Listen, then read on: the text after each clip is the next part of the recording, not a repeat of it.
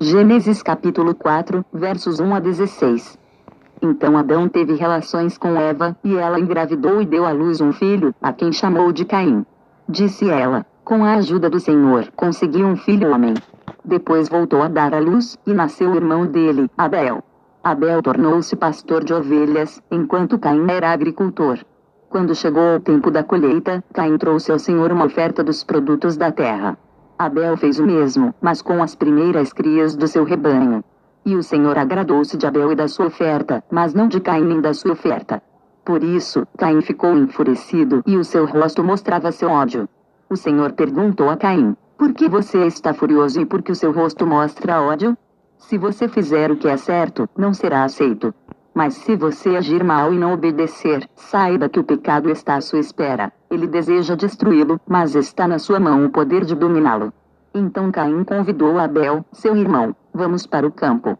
Enquanto caminhavam juntos, Caim atacou seu irmão Abel e o matou. Depois o Senhor perguntou a Caim: onde está o seu irmão Abel? Respondeu Caim: não sei.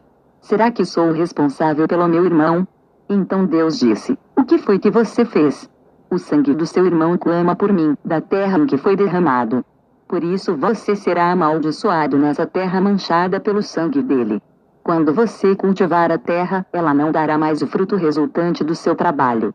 Você passará a vida como um fugitivo errante pela terra. Caim então disse ao Senhor: esse castigo é pesado demais para mim. Hoje me expulsas desta terra que tenho cultivado, e terei de me esconder da tua face. Serei um fugitivo errante pela terra, e qualquer pessoa que me encontrar vai querer me matar. Mas o Senhor lhe respondeu: isso não ocorrerá. Se alguém matar você, será castigado 7 vezes mais. E o Senhor colocou em Caim um sinal de identificação, para impedir que fosse morto por alguém que o encontrasse. Assim Caim afastou-se da presença do Senhor e foi estabelecer-se na terra de Nod, a leste do Éden.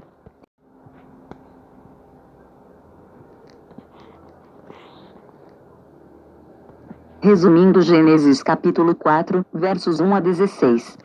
O relacionamento entre os irmãos Caim e Abel é o oposto daquilo que Javé espera do relacionamento entre os homens. A fraternidade, em que cada um é protetor do seu próximo.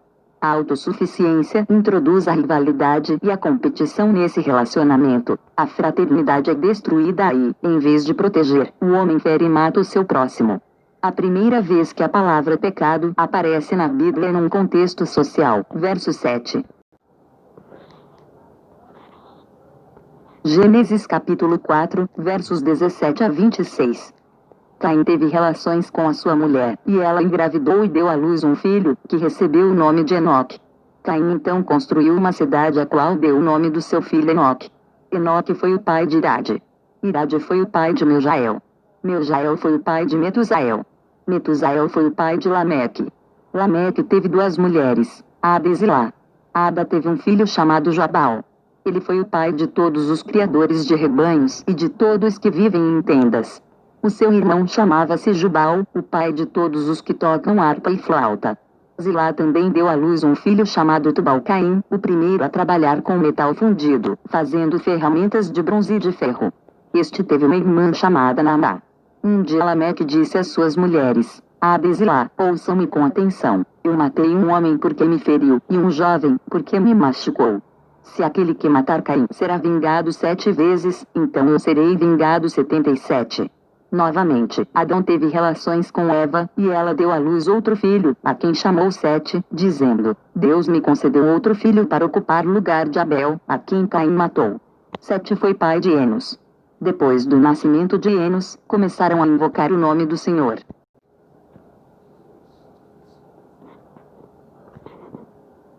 Resumindo Gênesis capítulo 4, versos 17 a 26. O texto apresenta o desenvolvimento da civilização, com suas bases culturais e tecnológicas. Surge o homem político, da polis igual cidade, verso 17, o homem artista, verso 21, e o homem artesão, verso 22. A civilização, porém, nasce de Caim. A autossuficiência e violência se multiplicam cada vez mais, gerando uma sociedade fundada na hostilidade e na competição. Tudo perdido. Não. Surge também o homem religioso, verso 26, que busca reunir novamente aquilo que o homem autossuficiente divide e separa. Em Mateus capítulo 18, versos 21, 22, o Novo Testamento apresenta a antítese da violência. Gênesis capítulo 5. Esta é a lista dos descendentes de Adão. Deus criou o ser humano à sua semelhança, homem e mulher os criou e os abençoou. Desde o dia em que foram criados, Deus os chamou de humanos. Adão tinha 130 anos quando seu filho Sete nasceu, um filho que era conforme sua imagem e semelhança. Depois do nascimento de Sete, Adão viveu mais 800 anos, e teve filhos e filhas. Viveu ao todo 930 anos e morreu. Sete tinha 105 anos quando nasceu seu filho Enos. Depois disso, Sete viveu mais 807 anos, e teve filhos e filhas. Ele morreu com a idade de 912 anos. Enos tinha 90 anos quando nasceu seu filho Cainã. Depois disso, Enos viveu mais 815 anos, e teve filhos e filhas. Ele morreu com a idade de 905 anos. Cainã tinha 70 anos quando nasceu seu filho Maalaleel. Depois disso, Cainã viveu mais 840 anos, e teve filhos e filhas. Ele morreu com a idade de 910 anos. Maalaleel tinha 65 anos quando nasceu seu filho Jared. Depois disso, Maalaleel viveu mais 830 anos, e teve filhos e filhas. Ele morreu com a idade de 895 anos. Jared tinha 162 anos quando nasceu seu filho Enoque. Depois disso, Jared viveu mais 800 anos, e teve filhos e filhas. Ele morreu com a idade de 962 anos. Enoque tinha 65 anos quando nasceu seu filho Matusalém. Depois disso, Enoque viveu mais 300 anos, e andou em comunhão com Deus e teve filhos e filhas. Ele viveu ao todo 365 anos. Enoque sempre andou com Deus e um dia desapareceu, porque Deus o levou. Matusalém tinha 187 anos quando nasceu seu filho Lameque. Depois disso, Matusalém viveu mais 782 anos e teve filhos e filhas. Ele morreu com a idade de 969 anos. Lameque tinha 182 anos quando lhe nasceu um filho. Ele o chamou de Noé e disse: "Este há de trazer-nos descanso para o duro trabalho da terra que o Senhor amaldiçoou." Depois do nascimento de Noé, Lameque viveu mais 595 anos, e teve outros filhos e filhas. Ele morreu com a idade de 777 anos. Quando Noé estava com 500 anos, tinha 3 filhos, Sem, Cã e Jafé.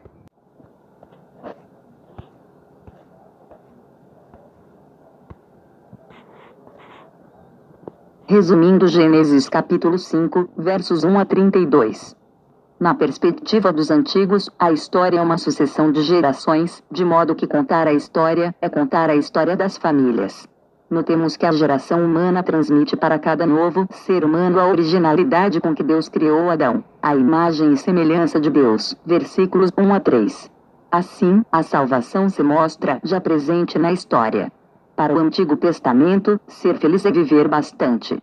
Salientando a idade, o texto quer mostrar o seguinte: à medida que o mal cresce, o homem é menos feliz, ou seja, vive menos. Confira Gênesis capítulo 6, verso 3. Antes do dilúvio, vive-se de 700 a 1000 anos. Depois do dilúvio, de 200 a 600 anos. Confira Gênesis 11, versos 10 a 26. A partir de Abraão, de 100 a 200, confira Gênesis 23, verso 1, etc. Mais tarde, de 70 a 80 anos, confira Salmos 90, verso 10.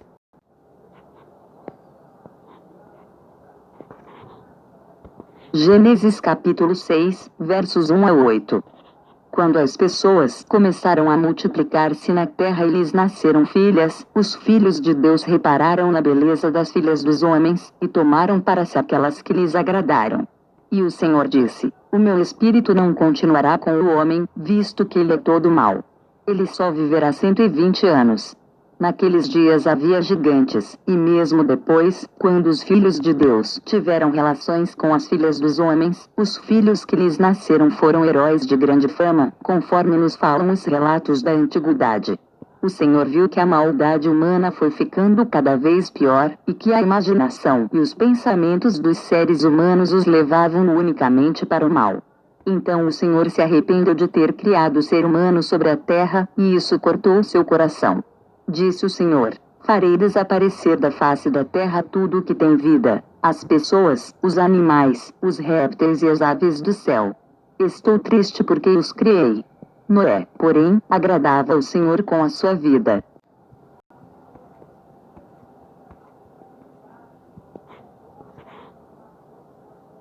Resumindo Gênesis capítulo 6, versos 1 a 8.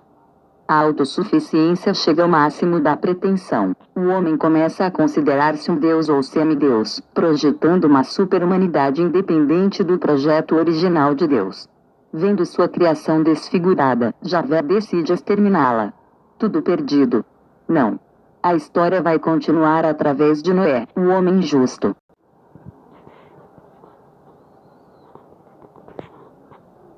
Gênesis capítulo 6, versos 9 até o capítulo 7, verso 5.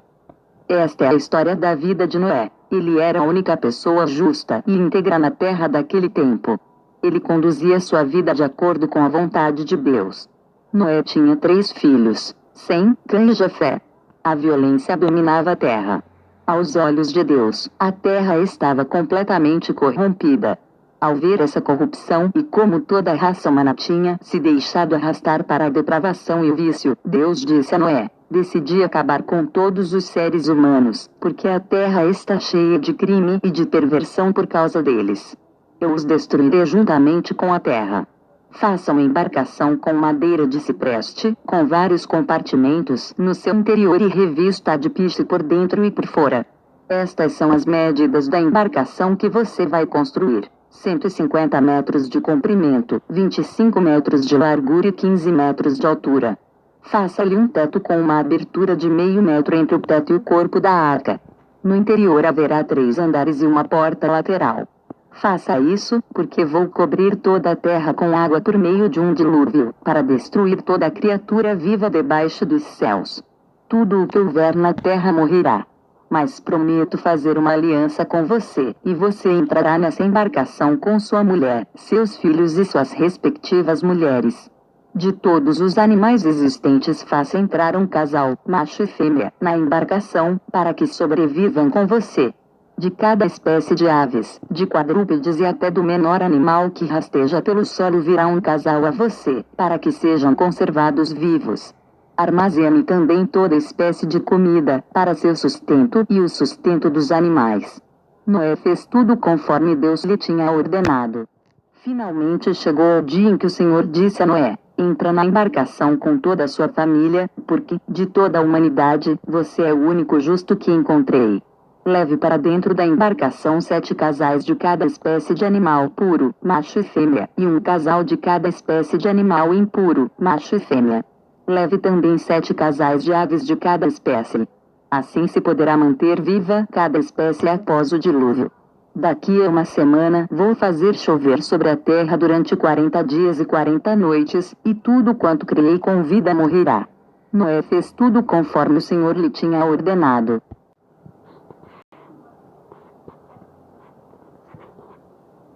Resumindo Gênesis capítulo 6, do verso 9 até o capítulo 7, verso 5. Inspirada nas inundações periódicas dos grandes rios, a narrativa do dilúvio é típica das antigas culturas médio-orientais. Os autores bíblicos a utilizaram por causa do seu significado simbólico. O dilúvio é uma volta ao caos primitivo. Compare Gênesis capítulo 1, verso 6 a 30 com o capítulo 6, verso 17 e capítulo 7, versos 18 a 24. Contudo, qual é o dilúvio que acontece na história? São os acontecimentos catastróficos gerados pela autossuficiência, que chega a formas tão extremadas que produz o caos na natureza e no mundo humano. O texto é também uma apologia do justo. Este sabe discernir a catástrofe e tomar uma atitude para sobreviver e preservar a vida.